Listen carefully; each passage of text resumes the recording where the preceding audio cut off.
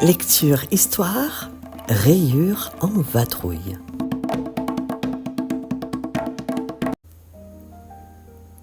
Zoé est une jeune zébrette, vive et curieuse, qui vit dans la savane africaine.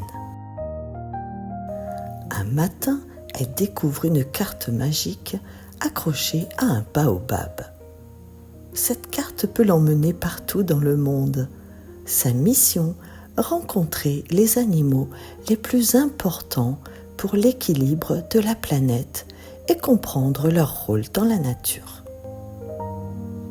Le jardinier géant, l'éléphant d'Afrique. Zoé commence son voyage en saluant Eléa l'éléphante. « Je creuse des points d'eau et je disperse les graines. Sans moi, la savane serait bien triste. » Zoé comprend que les éléphants sont des bâtisseurs de biodiversité. Le gardien de la jungle, le jaguar, en Amazonie. Dans la forêt amazonienne, Jago, le jaguar, l'accueille. « Je régule les populations d'animaux pour que la forêt reste équilibrée. » Zoé découvre que les prédateurs ont un rôle essentiel. La reine des fleurs, l'abeille, en Europe. En France, Béa l'abeille bourdonne autour de Zoé. Je pollinise les plantes, je fais pousser les fruits et je nourris le monde. Zoé est émerveillée par le travail invisible mais vital des abeilles. Le chanteur des océans, la baleine bleue dans le Pacifique. Zoé plonge dans les profondeurs et rencontre Balthazar la baleine. Mon caca nourrit le plancton et le plancton produit l'oxygène que tu respires. Zoé rit, mais comprend que même les géants marins ont un rôle écologique. Le trésor de bambou, le panda en Chine. Dans les montagnes chinoises, Ping le panda mâchouille du bambou. Je suis le symbole de la protection. Si on me protège, on protège toute ma forêt. Zoé découvre que certains animaux sont des ambassadeurs de la nature.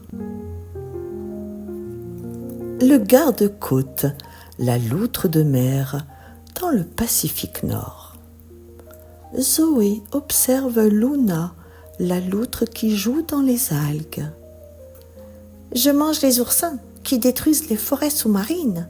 Grâce à moi, l'océan respire mieux.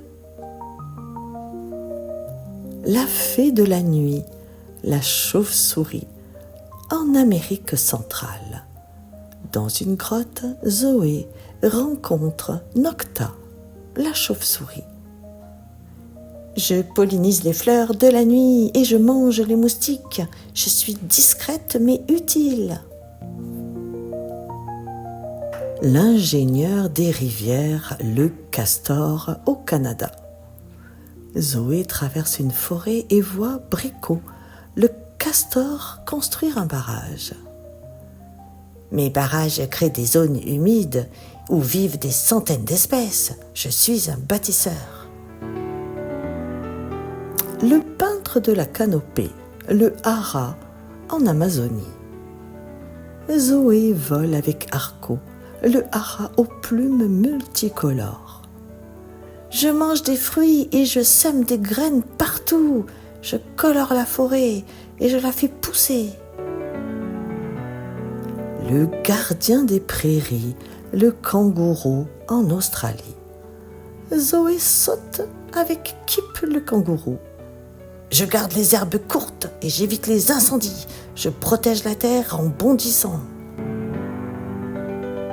La sentinelle du froid, le manchot empereur en Antarctique. Zoé frissonne en rencontrant Polo le manchot. Ma survie dépend de la glace et du krill. Si je disparais, c'est que la planète se réchauffe trop vite. Conclusion. Le retour de Zoé dans la savane. Zoé réunit tous les animaux pour raconter son voyage. Chaque espèce, grande ou petite, joue un rôle dans l'équilibre de la Terre. Protégeons-les toutes. Et depuis ce jour, Zoé devint la conteuse officielle de la savane, inspirant les jeunes animaux à aimer et à défendre la nature.